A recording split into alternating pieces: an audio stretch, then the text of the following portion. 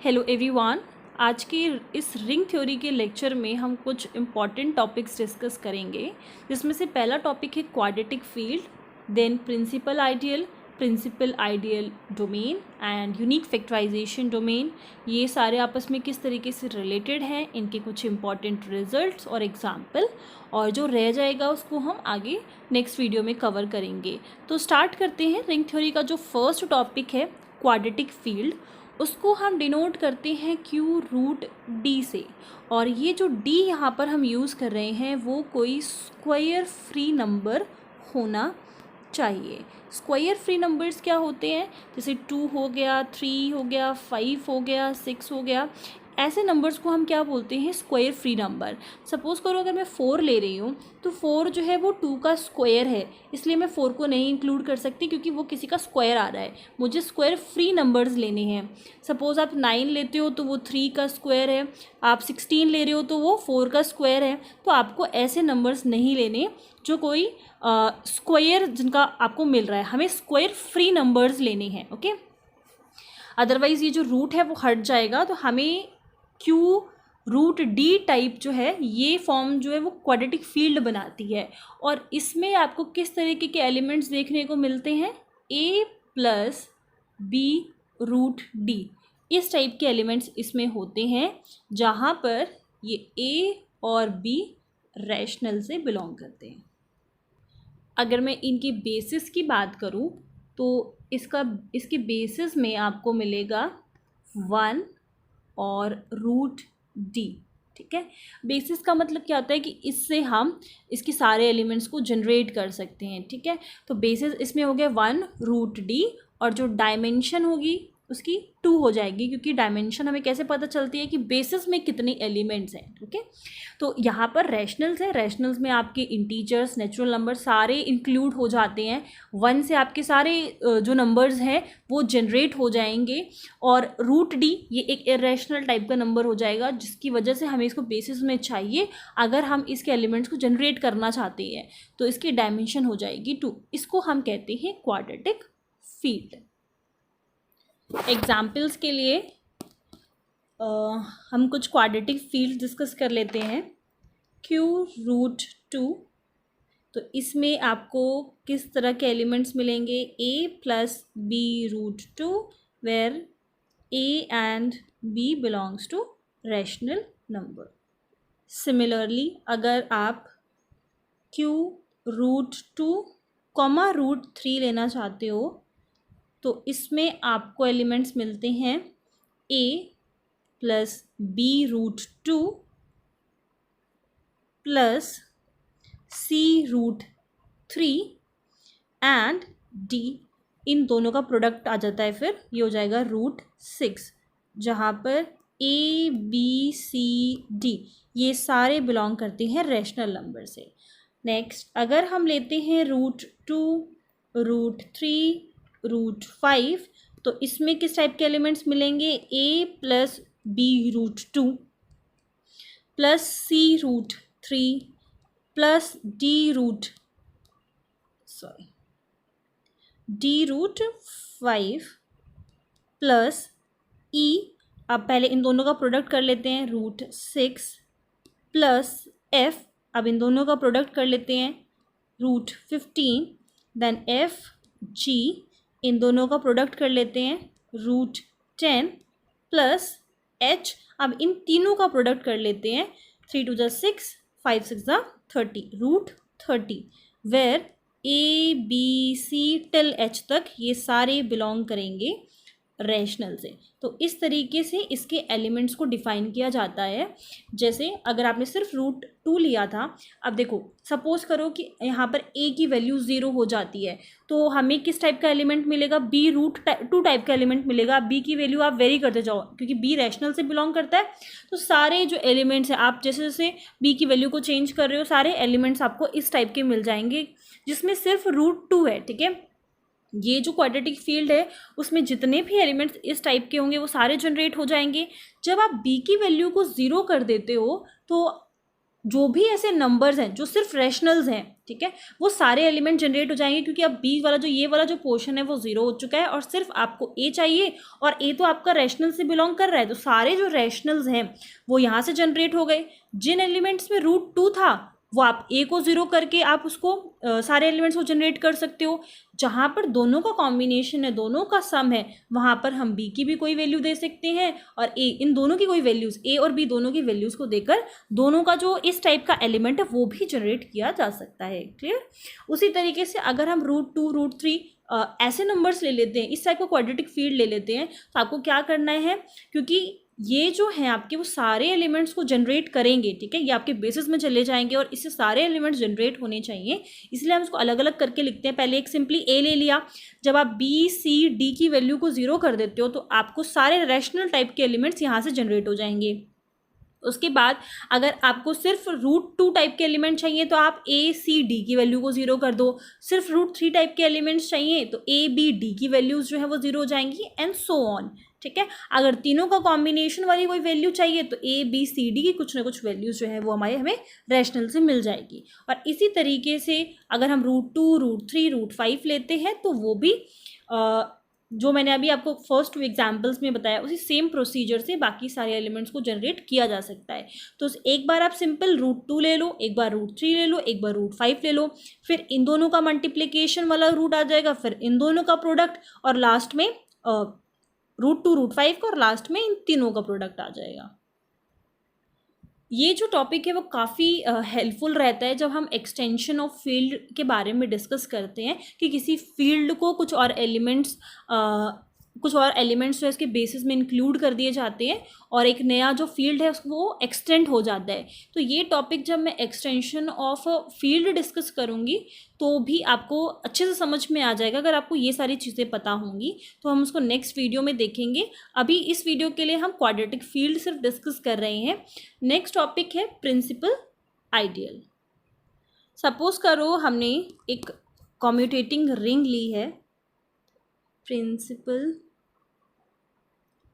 Ideal के लिए हमने एक commutating ring CR commutating ring ले ली, और हम ये बोलते हैं कि अगर इसके आइडियल को, इस कम्यूटेटिंग रिंग के आइडियल को अगर हम एक सिर्फ सिंगल एलिमेंट से जनरेट कर दें, सपोज करो मैं x लिख रही हूँ यहाँ पर, एक सिंगल एलिमेंट से अगर वो पूरा आइडियल जनरेट हो जाता है तो उस आइडियल को हम बोलते हैं प्रिंसिपल आइडियल।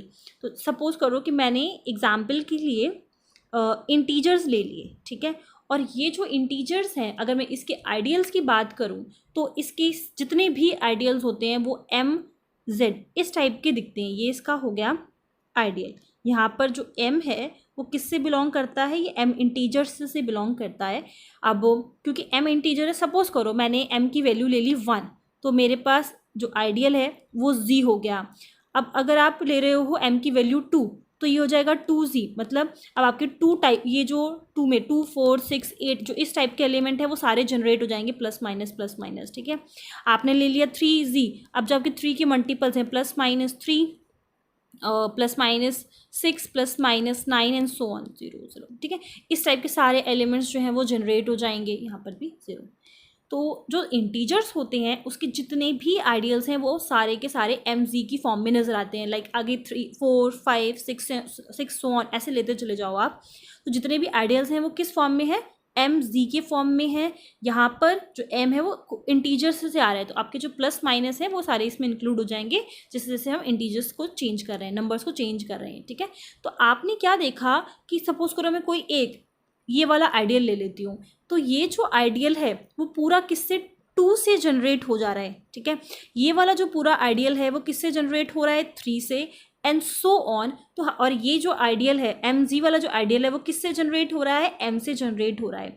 तो जब भी कोई आइडियल एक सिंगल एलिमेंट से पूरा आइडियल जनरेट हो जाए तो उस पर्टिकुलर आइडियल को हम क्या बोलते हैं, प्रिंसिपल आइडियल। अब सपोज इसका दूसरा एग्जाम्पल हम लेते हैं ZI। इसको हम क्या बोलते हैं, गॉसियन इंटीजर।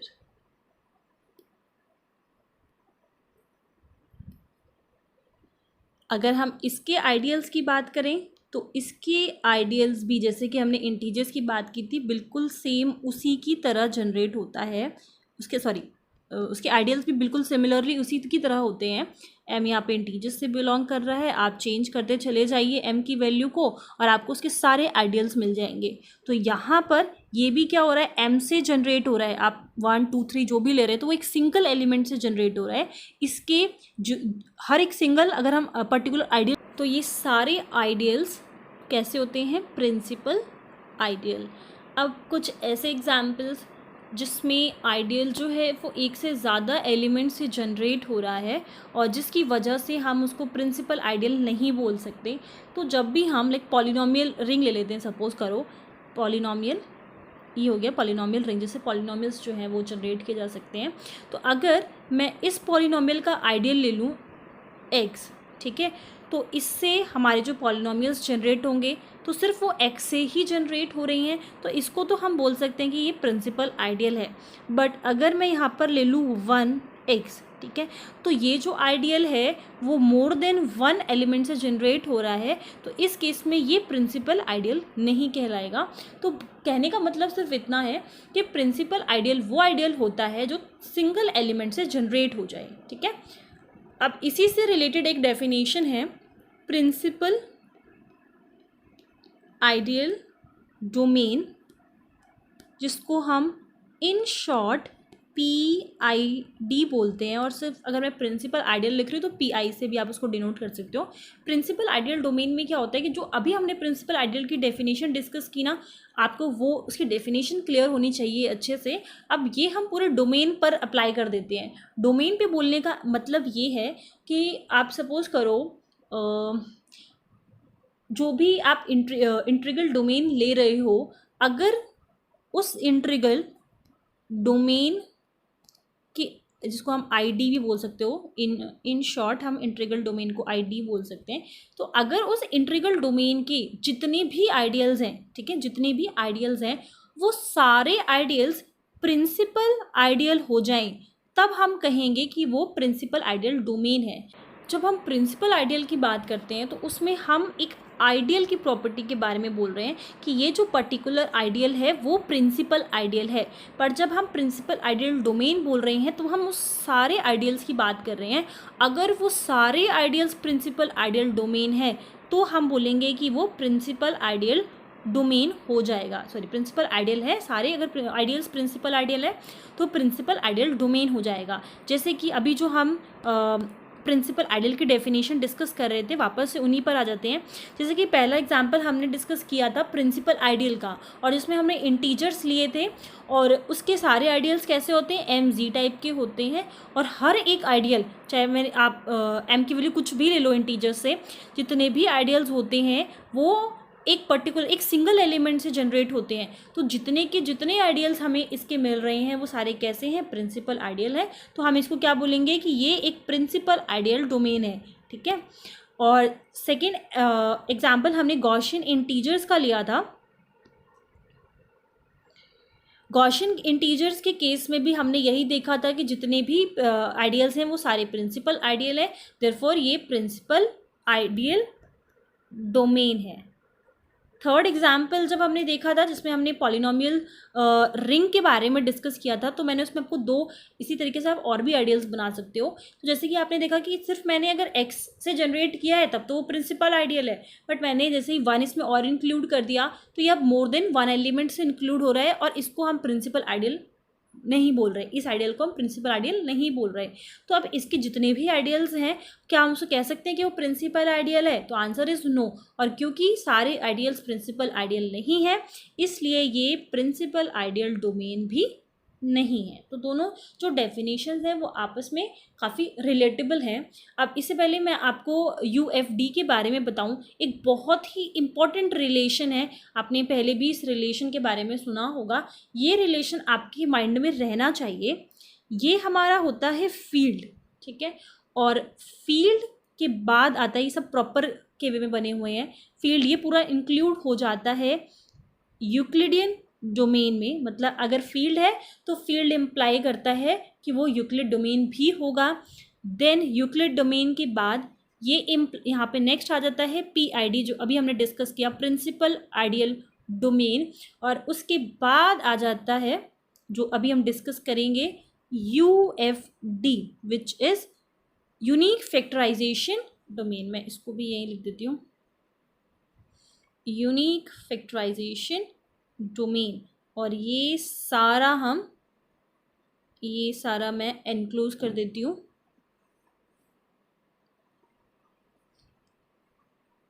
इंटीग्रल डोमेन में, ठीक है। तो जो F है, फील्ड है, वो इम्प्लाई करता है यूक्लिडियन डोमेन, और यूक्लिडियन डोमेन जो है वो इम्प्लाई करता है PID इम्प्लाई करता है UFD। तो इस रिलेशन को याद रखने के लिए एक शॉर्टकट वे में हम बोलते हैं, आप इसको ऐसे याद रख सकते हो, PUNID।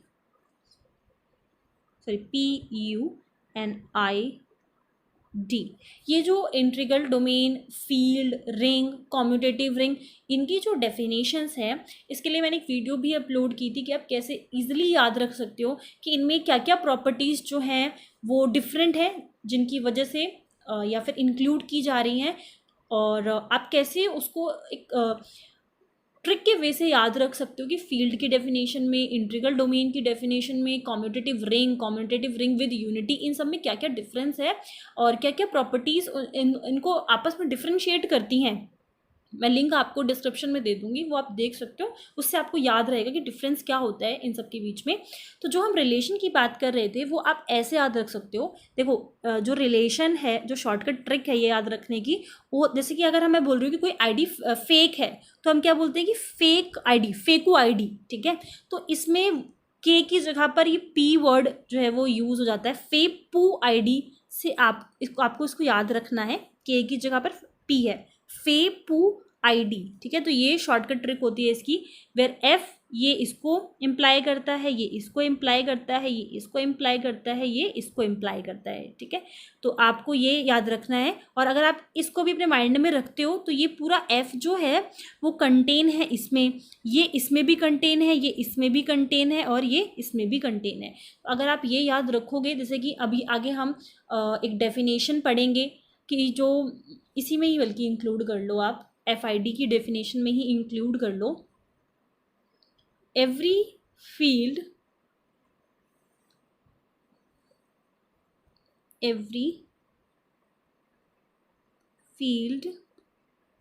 Is PID। हर एक फील्ड क्या होती है, प्रिंसिपल आइडियल डोमेन होती है। अगर ये रिजल्ट मैं सिर्फ आपको ऐसे बताती तो हो सकता है आपके माइंड से स्किप हो जाता, बट अगर आप इसको यहाँ से याद रखना चाहो तो हर एक फील्ड क्या होती है, PID होती है, पूरा इसके अंदर इंक्लूड है। आप इस डायग्राम से इसको याद रखिए, हर एक फील्ड ED होती है, हर एक फील्ड PID होती है, हर एक फील्ड UFD होती है। तो इससे आपको याद रहेगा, इसका जो रिजल्ट है ये काफ़ी इंपॉर्टेंट है कि हर एक फील्ड जो है वो PID है, बट जो इसका कन्वर्स होता है वो ट्रू नहीं होता, मतलब converse need not to be true, हो भी सकता है और नहीं भी हो सकता। तो कन्वर्स के लिए हम ये चीज़ नहीं बोलते, बट सारी फील्ड्स जो होती हैं वो PID होती हैं। PID का हम एग्जांपल देख चुके हैं, इंटीजर्स हो गए, गॉसियन इंटीजर्स हो गए, और पॉलिनोमियल्स। अगर मैं रिंग की बात करूँ और एग्जांपल्स अगर हम इंक्लूड करें, अगर हम पॉलिनोमियल्स रिंग ले लेते हैं तो क्या हम इसको बोल सकते हैं, जस्ट मैंने आपको बताया भी, अगर आप मोर देन वन एलिमेंट से आइडियल को जनरेट कर रहे हो तो सारे आइडियल्स जो हैं वो PID नहीं होते, हमने थर्ड एग्जांपल लिया था। एंड अगर हम Z आयोटा एंड X अगर हम ये ले लें तो इसको भी आप मोर देन ऐसे आपको आइडियल्स मिल जाएंगे जो मोर देन वन एलिमेंट से जनरेट हो रहे हैं, तो ये दोनों ही हमारे PID नहीं होते। लास्ट डेफिनेशन है हमारी इस वीडियो की, बाकी का जो टॉपिक है वो हम नेक्स्ट वीडियो में डिस्कस करेंगे। Okay, so next is unique factorization domain, जिसको हम इन शॉर्ट UFD भी बोलते हैं। तो UFD के 2 पॉइंट्स हैं, हमने ले लिया integral domain with unity, unity भी अभी आपको याद हो जाएगा, कि हम क्यों यूनिटी की बात कर रहे हैं, हमने ले लिया एक इंटीग्रल डोमेन यूनिटी का, तो हम इसको विद यूनिटी, और इसको हम बोलेंगे कि ये UFD है, ठीक है। अगर ये दो कंडीशंस जो हैं वो सेटिस्फाई होती हैं, पहली जो कंडीशन है, हमें एक एलिमेंट लेना है। मैं एक ईजी वे में इसको लिखती हूँ, थ्योरेटिकल वे में आप बुकिश लैंग्वेज देख लीजिएगा। अगर हम एक एलिमेंट ले रहे हैं, सपोज करो x, ठीक है, और एक एलिमेंट नहीं है बल्कि हम हर एक एलिमेंट की बात करते हैं, ईच x, हर एक x जो इंटीग्रल डोमेन विद यूनिटी से लिया गया है, पहली चीज़ तो वो एक नॉन ज़ीरो एलिमेंट हो और वो एक नॉन यूनिट एलिमेंट हो। नॉन यूनिट में आपका 1 -1 दोनों इंक्लूड हो जाएगा, और जैसे जैसे हम इंटीग्रल डोमेन चेंज करते हैं उसका यूनिट जो है वो भी चेंज हो जाता है। इसलिए मैं पर्टिकुलरली 1 और -1 ना लिखकर मैं सिंपली लिख रही हूँ ये एक तो नॉन ज़ीरो हो and x is non unit element.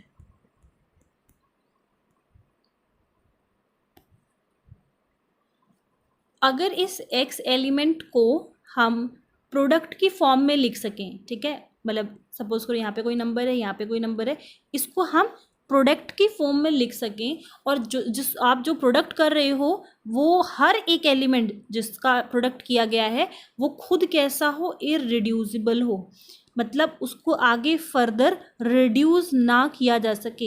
Example समझने के लिए सपोज करो कि अभी मैं सिर्फ फर्स्ट पॉइंट के रिस्पेक्ट में आपको ये चीज़ बता रही हूँ। आपने एक एलिमेंट ले लिया 6 जो है वो नॉन ज़ीरो है, 6 जो है वो नॉन यूनिट एलिमेंट है, ना ही 1 है ना ही -1 है, एक नॉन यूनिट एलिमेंट है। अगर मैं इसका फैक्टराइजेशन, इसका प्रोडक्ट की फॉर्म में लिखना चाहती हूँ, इसको आपने इसको लिख दिया 3 × 2, या फिर आपने इसको लिख दिया 2 × 3। तो हमने क्या किया, इसको प्रोडक्ट की फॉर्म में लिख दिया, और जो हमने जिन एलिमेंट्स का यूज़ किया है हमने इसको प्रोडक्ट की फॉर्म में लिखने के लिए, वो अब खुद कैसे हैं, इररिड्यूसिबल है, आगे इसको रिड्यूस नहीं किया जा सकता, ठीक है।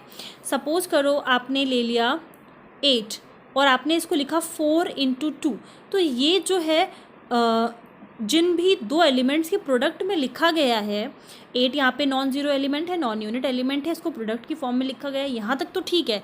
बट हम ये कहते हैं कि जो आप एलिमेंट ले रहे हो वो खुद भी इररिड्यूसिबल होने चाहिए। मतलब अगर आप 2 को चाहो तो आगे कैसे लिख सकते हो, 2 × 2, 4 जो है आगे रिड्यूस किया जा सकता है। तो जो इसका प्रोडक्ट होना चाहिए वो ये खुद इररिड्यूसिबल होना चाहिए, आगे इसको और रिड्यूस ना किया जा सके।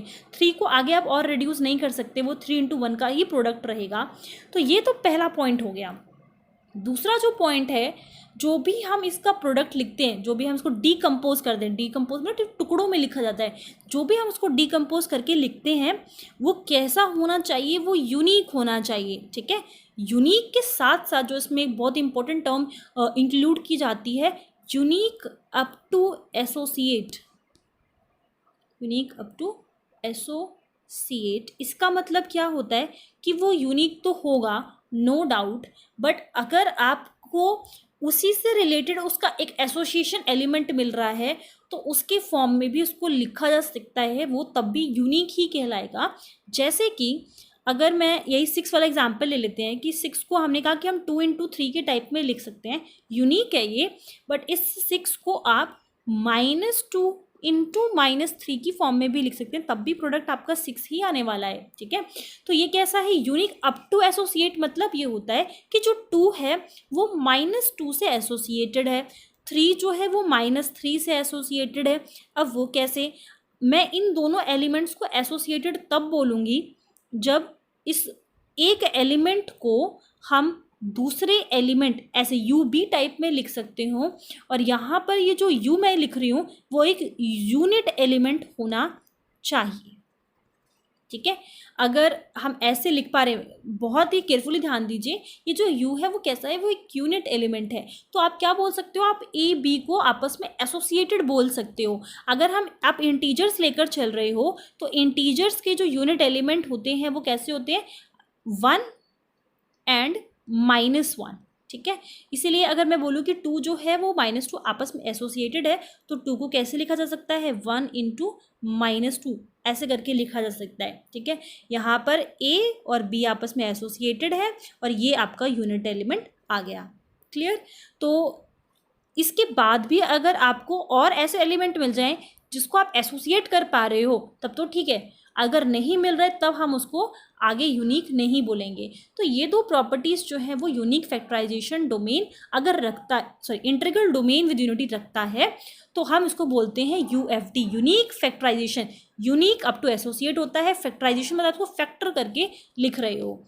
सेकेंडली अगर हम बोले -2 जो है -2 का एसोसिएट है, 2 से एसोसिएटेड है, तो देखो हर एक एलिमेंट खुद से एसोसिएटेड होता ही है। सपोज करो कि मुझे 2 को 2 का ही एसोसिएट बोलना है तो सिंपली आप उसमें 1 का प्रोडक्ट कर दो। 1 तो यहाँ पर यूनिटी है ही, आप -2 बोलना चाह रहे हो तो आप 1 का प्रोडक्ट कर दो। अगेन जो ये 1 है वो यूनिट एलिमेंट है, ठीक है। आपको 3 और -3 का बनाना है, आपने 1 का प्रोडक्ट कर दिया, ये हो जाएगा -3, ठीक है। तो सिंपल ये जो यूनिक अप टू एसोसिएट का वर्ड है वो यही है कि इसका फैक्टराइजेशन तो करके लिख रहे हैं और वो फैक्टराइजेशन यूनिक भी है अगर वो एसोसिएट हो रहा है, उस एलिमेंट को एसोसिएट किया जा रहा है दूसरे एलिमेंट से। हम यूएफडी के बारे में और अच्छे से डिस्कस करेंगे नेक्स्ट वीडियो में, और कुछ इंपॉर्टेंट रिजल्ट है जो इम्प्लाई करते हैं यूएफडी। अगर क्वेश्चन आता है कि आपको फाइंड करना है यूएफडी पता करिए, तो बहुत सारे केसेस में इजीली फाइंड नहीं भी किया जा सकता है, तो उसके लिए कुछ रिजल्ट है कि अगर वो हम फाइंड कर लें तो वो डायरेक्टली इम्प्लाई करता है यूएफडी, ठीक है। तो इन सब का डिस्कशन हम अपने नेक्स्ट वीडियो में करेंगे, और जो भी मैंने वीडियोस का जिक्र इस वीडियो में किया है कि आप वहाँ से उसको रेफ़र कर सकते हैं, इजीली लर्न कर सकते हैं, वो सब कुछ आपको डिस्क्रिप्शन बॉक्स में मिल जाएगा। कोई भी अगर डाउट है तो आप लोग पूछ सकते हो। Thank you.